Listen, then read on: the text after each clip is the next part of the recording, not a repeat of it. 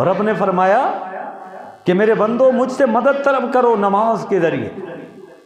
आज हम चाहते हैं हालात बदल जाएं, चाहते हैं घरेलू ज़िंदगी चैन व सुकून वाली बन जाए, ज़रिए माश बेहतर हो जाए, माल व दौलत में बरकत आ जाए, औलाद फरमा बरदार हो जाए, दुनिया में तरक्की हासिल करूं, किसी का मोहताज न बनूं, हुकूक को अदा करने वाला बनूं।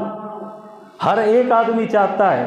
तो रब ने फरमाया मेरे बंदे जब ये सारी चीज़ें तू ये चाहता है तो एक काम कर ले, नमाजों का एहतमाम तू कर और इन नमाजों के बाद दुआ मांगना तेरा काम है, ये सारी चीज़ें अता करना मेरा काम है।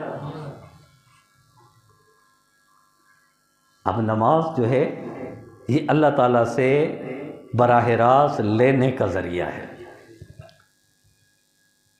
कोई भी चीज़